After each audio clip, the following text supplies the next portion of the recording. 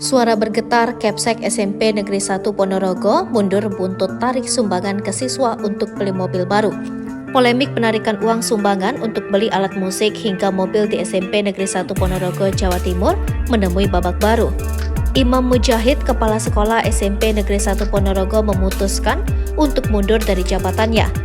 Ia merasa telah menjadi penyebab tercemarnya nama baik Ponorogo. Kepala Sekolah SMP Negeri 1 Ponorogo, Imam Mujahid mengundurkan diri Rabu 4 Oktober 2023. Hal itu terjadi setelah viralnya penarikan sumbangan untuk membeli mobil, alat musik, dan komputer.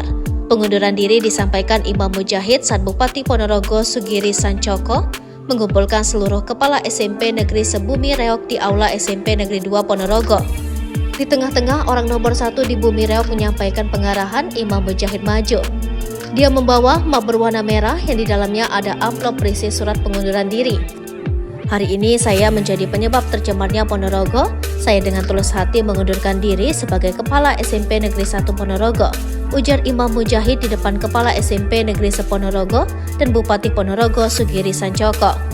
Dia mengatakan ini berawal sesuatu yang viral. Dia pun meminta maaf karena telah membuat kegaduhan beberapa waktu belakangan. Saya ikhlas daripada menjadi kegaduhan, saya mohon maaf kepada semuanya, kata Imam Mujahid dengan suara bergetar. Kemudian Imam Mujahid menyerahkan map berwarna merah berisi amplop surat pengunduran diri kepada Sugiri Sancoko. Surat pengunduran foto itu diterima oleh Sugiri Sancoko. Sebelumnya, sebuah postingan tentang penarikan sumbangan oleh salah satu SMP negeri favorit di Ponorogo viral di media sosial. Postingan itu diupload oleh akun Instagram Info Ponorogo. Dalam postingannya ada muncul sebuah surat tarikan sumbangan. Di dalam foto tersebut ada poin-poin yang ditarik sumbangan. Ada 3 poin. Pertama adalah pengadaan alat musik berjumlah Rp94.080.000, kemudian pengadaan peremajaan mobil sekolah Innova 2019 berjumlah Rp265 juta dan pengadaan komputer sebanyak 34 unit senilai Rp195.500.000. Wali murid diberikan 3 pilihan yang membedakan hanya pada harga mobil Innova.